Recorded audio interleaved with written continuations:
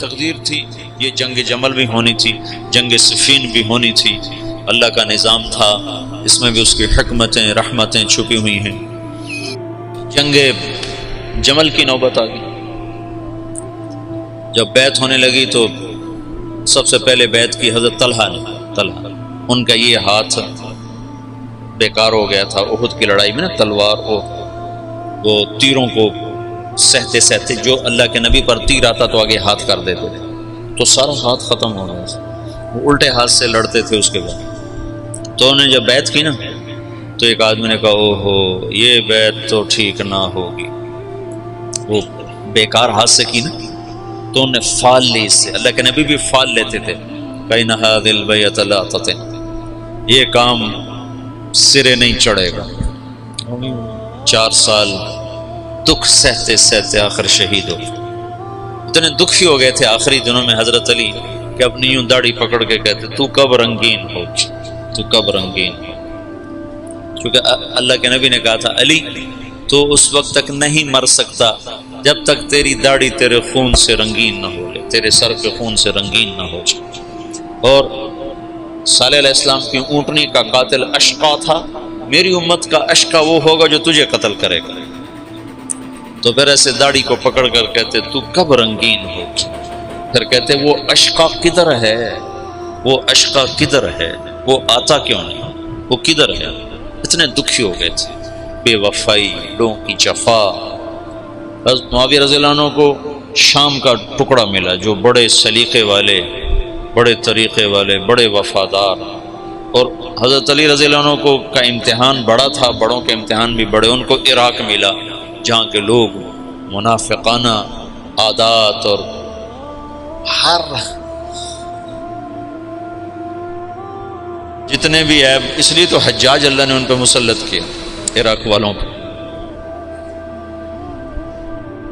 بھرے ہوئے، بے وفائیوں سے بھرے ہوئے۔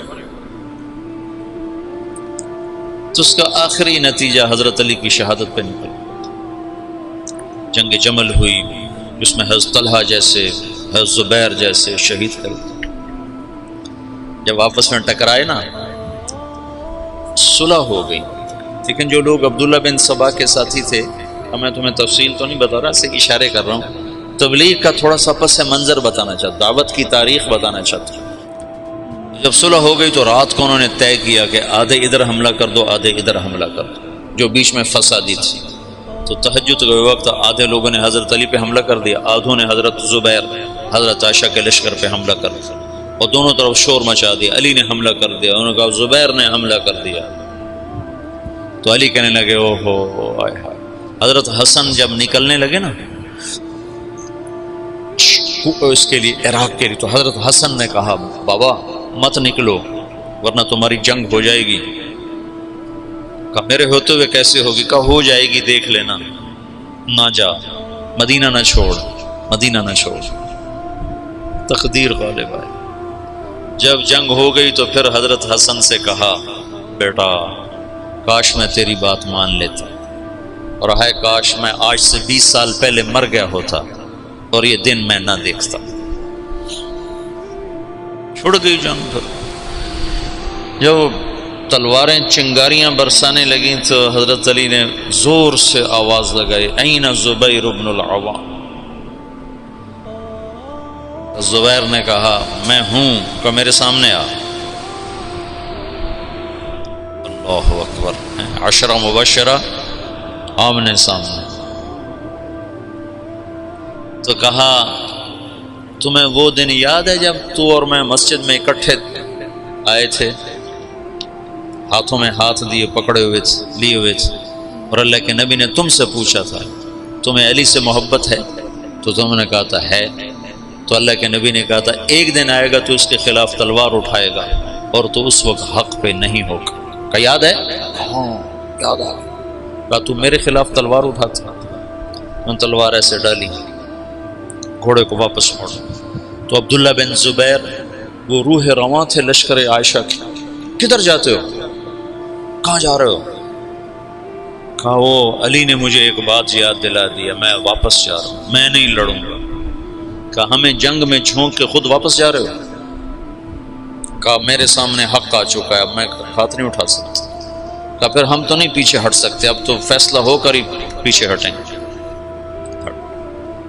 طلحہ رضی اللہ تعالیٰ عنہ کو بھی حضرت زبیر نے کہا، زبیر طلحہ یہ بات یاد کر، اللہ کے نبی نے مجھے کہا تھا۔ انہوں نے بھی گھوڑے کو واپس موڑ لیا، لیکن ان کو تو ایک تیر لگا اور اس میں وہ گر کے شہید ہو گئے، اور زبیر رضی اللہ تعالیٰ عنہ وہاں سے نکل گئے۔ آگے ایک جگہ سوئے ہوئے تھے تو ابن جرموز نے سوتے سوتے ان کو قتل کر کے ان کا سر کاٹ کے حضرت علی کو آ کر پیش کیا، تو حضرت علی نے فرمایا زبیر کے قاتل کو جہنم کی بشارت ہو۔ اللہ کے نبی نے کہا تھا جو زبیر کو قتل کرے گا وہ جہنم کا ایندھن ہے، تو آپ نے کہا زبیر کے قاتل کو جہنم کی بشارت ہو، تو اللہ نے یوں سچ کیا کہ میں تیری خاطر تیرے سب سے بڑے دشمن کو قتل کر کے آیا اور تو مجھے دوزخ کی بشارتیں سناتا ہے، اور تلوار لے کر اپنے گلے پر پھیر دی، خودکشی کر کے مر گیا۔ جہنم سچ ہوگا۔ حضرت طلحہ کی لاش پہ گزرے حضرت علی تو ان کا ہاتھ پکڑ کے نہ یہ چوما اور رونے لگے کہ یہ وہ ہاتھ ہے جس نے اللہ کے نبی کے لیے احد میں ڈھال کا کام دیا تھا اور تیروں کو سہتے سہتے شل ہو گیا تھا۔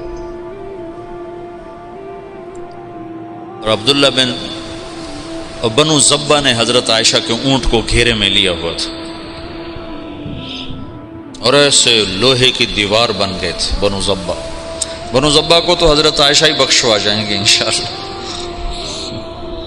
کہتے الموت احلی عندنا من العسل نحن بنو زبة اصحاب الجمل نحن بنو الموت اذ الموت نزل ننعبن عفان باطراف الاسل رد علینا شیخنا ثم بجلی۔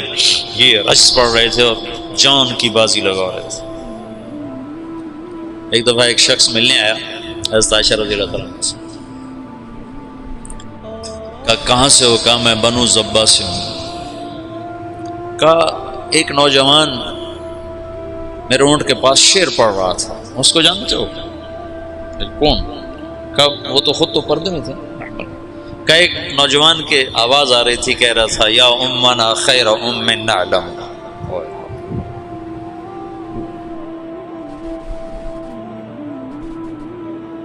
یا امنا خیر ام نعلم اما ترین کم شباب یکلم وتفتلی حامته والمعصم۔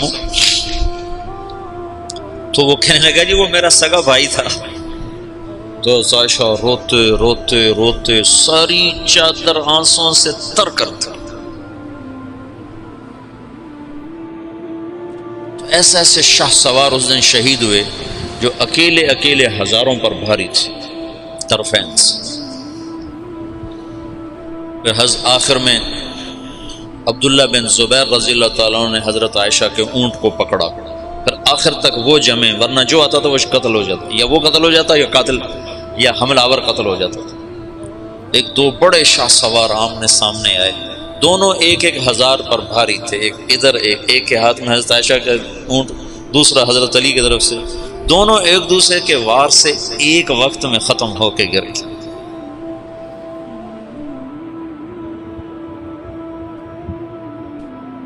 اوئے ہوئے ہوئے۔